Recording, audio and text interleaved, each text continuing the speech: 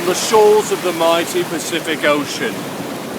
A rolling, roaring pile of watery water, ever threatening the shores upon which it crashes and crashes. Look at it crashing now. Comes the Castle Miner. And wait. Its mighty fortress, stunningly large, although it looks better from way down here. There, look at its mighty might and its largeness, protected by not one, not two, but 3 walls and moats. It protects the road, yes, with the jalapenos guarding each entrance. The villagers safe behind the 4th wall, and the mighty spoons of death ready to reflect back any sort of food that is thrown at the castle.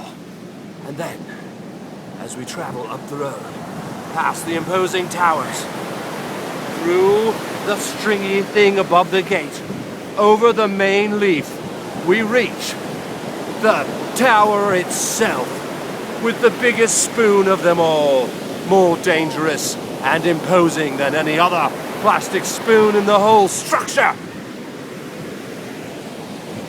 Whoa.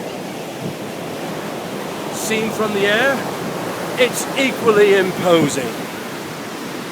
Not tiny at all, no sir. The details are extraordinary for its time period. Ooh, look at that. Windows and bricks, stuff.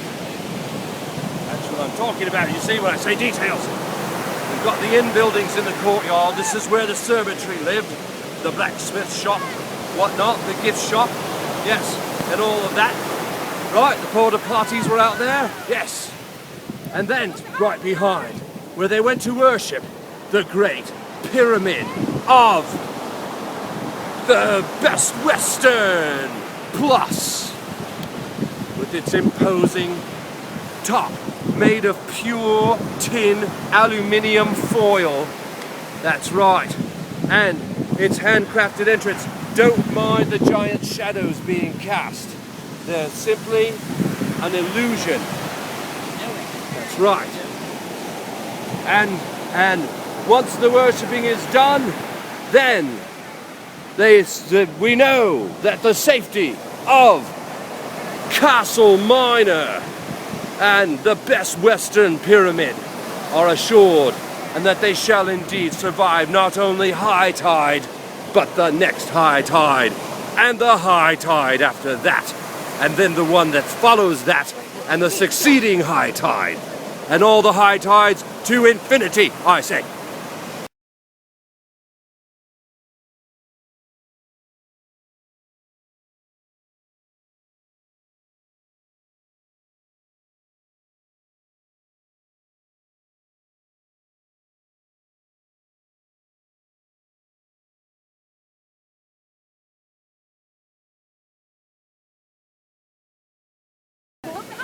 Here we are on the making of the Castle Miner documentary.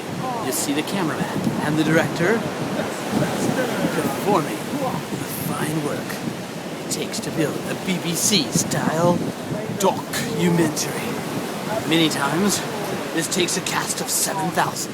Today, 2 men choose to document history as best they can from their live memory.